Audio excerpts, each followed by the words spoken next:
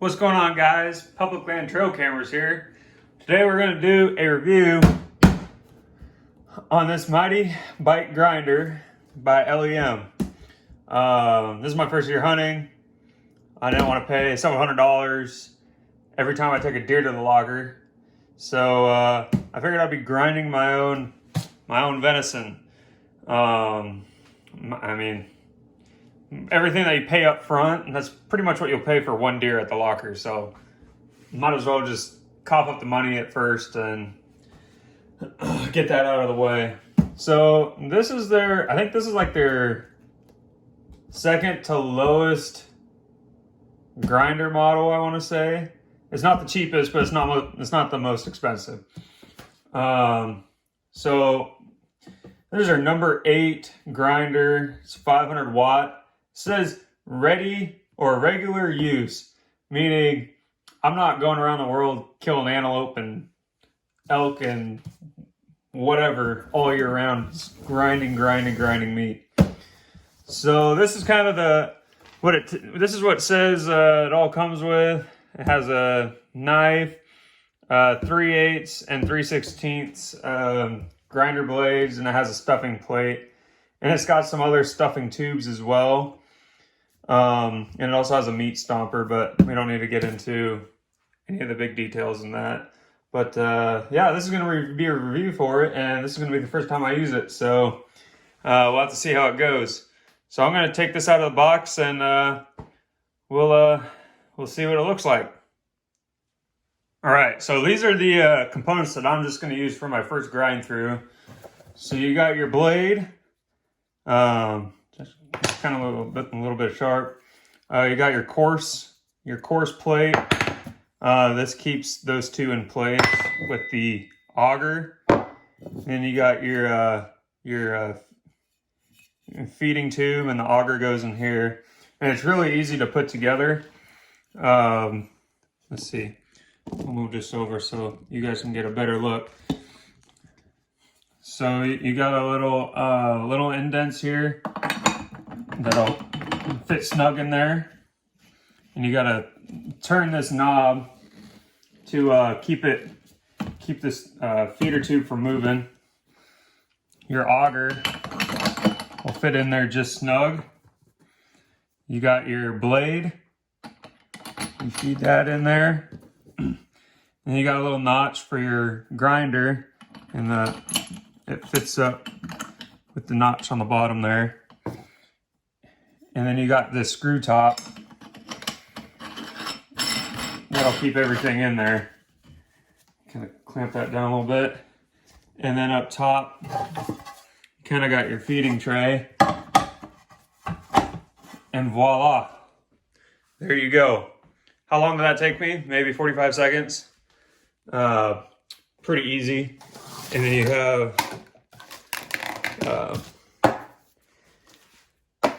your different output tubes, and then you got your stuffer. So I got my meat in the freezer right now. I'm gonna let it freeze for a little bit, and we're gonna see if we can push this through. All right, so I let my meat sit in the deep freeze for about 45 minutes. It's not frozen, but it's pretty dang cold. I have 80% venison to 20% pork butt.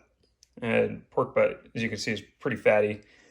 So it's about 20 1/4 pounds of venison and 5 1/4 pounds of pork butt. So I'm gonna just grab some of this, throw it up top. I'm gonna kind of separate the venison and the pork butt, because I want that 1:5 ratio of meat. So we're gonna see how this works with one hand. So the grinder with these totes sits too low, so I got 2 pop cases underneath it to hold it up. So we're going to turn this on grind down there. It's actually kind of loud. Jeez. Okay. I'm gonna throw some of that in there and some of the fat.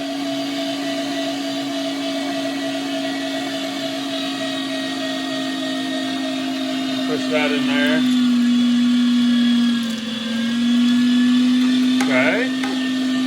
Okay. I'll put some more in there.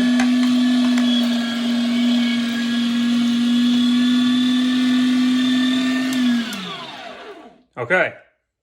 That's actually working a lot faster than I thought. So I'm gonna kind of set you guys down and get to grinding, and then I'll get back to you when everything is all grinded up. But seems to be just chowing through this meat. Chowing. That's a pretty good mixture. So yeah, I'll get back to you guys when this is all grinded up.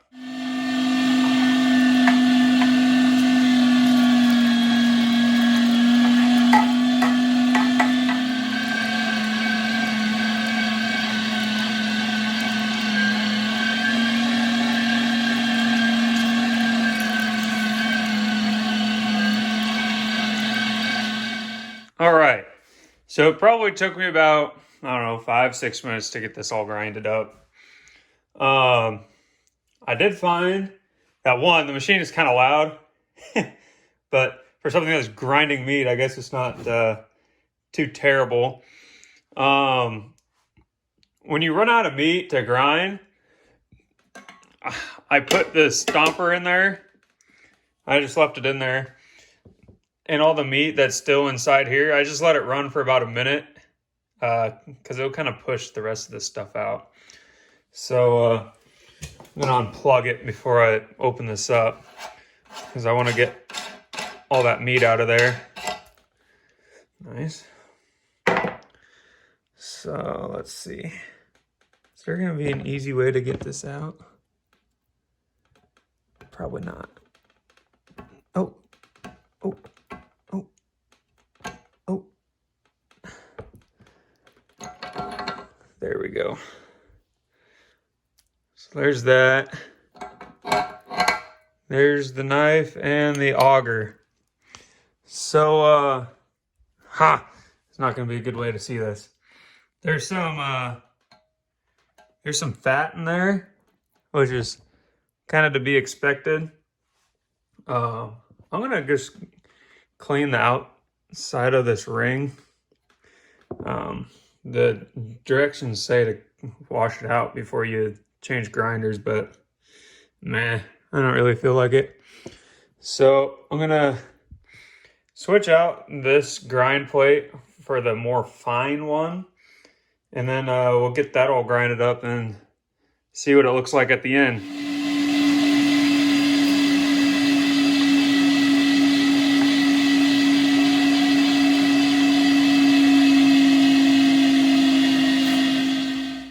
All right, so the second part of grinding took a little bit longer because pushing it out the smaller holes, but it probably took me about twice as long. But that's a lot of meat. The fat to, let's see, looks like it got mixed in there pretty well.